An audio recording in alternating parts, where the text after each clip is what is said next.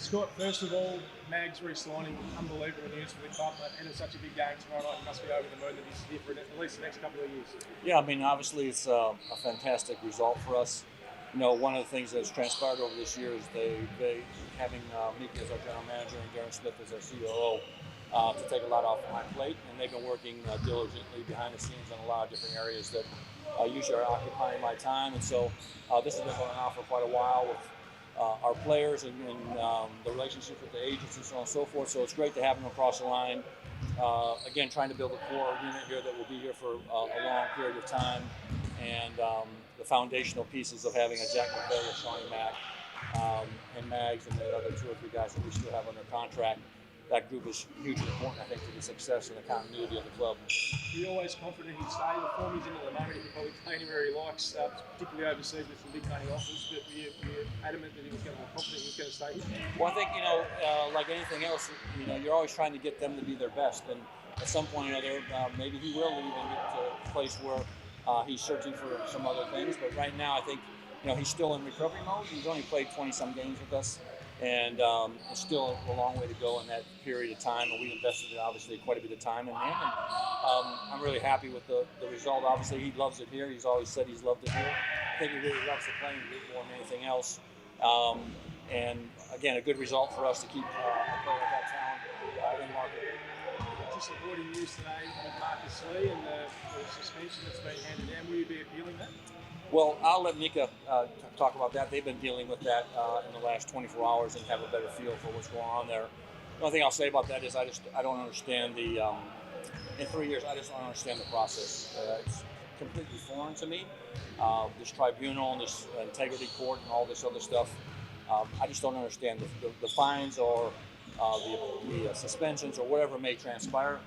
It's just something that I have a hard time wrapping my head around how they go about assigning these things, and referees actually making the call on the court, but then it gets to some other person that's not basketball people that make decisions on things, and so it is a bizarre operating system for me, and quite confusing for me from where I come from. You saw Gary Brown punch someone earlier in the season and didn't get suspended, and then you see Marcus get 2 games for what he did. I mean, it doesn't make sense, does it, when you look at it like that?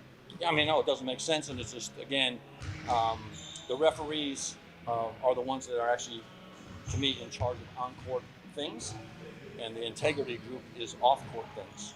And so when they cross the lines and people are involved in decision-makings and the referees are not involved in their own decisions that they've made on the court, it is a little bit bizarre to me, again, of how they go about doing it. In the NBA, it's crystal clear. Integrity is off the floor, gambling, those situations are handled outside of the basketball realm. Anything that happens on the court, the commissioner of the referees makes the final say, puts his name to it, and says this is what we're doing moving forward. That is not the case here. Were you aware that could happen? That obviously this is someone who would act the way you did you understand that? Yeah, listen, for 3 years I'm aware of every possible scenario here that I don't understand, and that when someone gets hit or fouled or whatever, you have no idea. In my 3 years here, what could be handed down, what could be processed. I have no clue. Again, I don't understand the process and the inconsistency of how it all works. It's just out of my territory.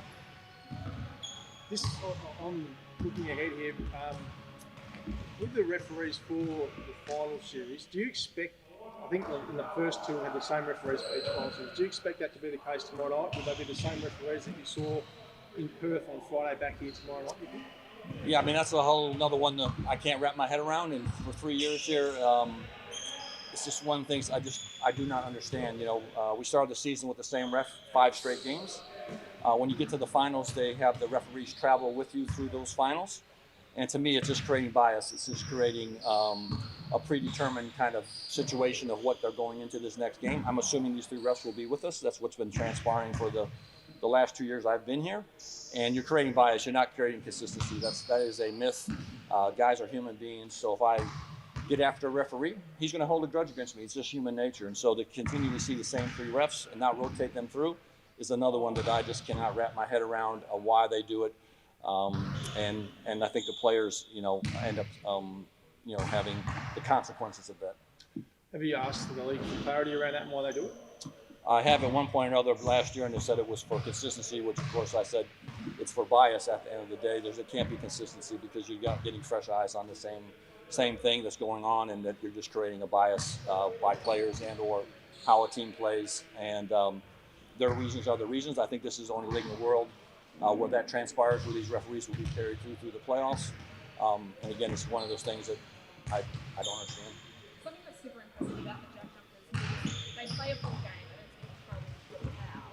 And when you aren't able to get that win, it's only by the smallest of margins, which you've spoken about before. What does that say about the mentality? Well, just again, I think it's the consistency of the group. It's our approach that we do. It's our system here. It's our coaching and our staff getting these guys prepared. And we have professional guys that really want to defend this island and play passionately for this team. And, we're not going to get all the games across the line, but the fight, I think, is never in doubt of how we go about our business. And, tomorrow night will be a great battle, a great test again. We'll give them everything we have. And at the end of the day, for us, it is about the competing and getting after people and being consistent for 3 years. I mean, it is remarkable what we've been able to achieve. I think we're the only team that's been in the finals the last 3 years, in the top 4 at least. So those things are things that you can hang your hat on. We want to win a championship, don't get me wrong, but the consistency of building something like that and doing it in and out every single year is just a great credit to our group. The focus for the night is our foul discipline. Yep. Is that the thing you took 36 hours on? You said on Friday you were going to review the game 36 hours on. Is that the big thing from the foul discipline? Yeah, I mean, they made 29 foul shots. It's 1/3 of their scoring that came from the foul line with no one guarding them at the foul line. So, yeah.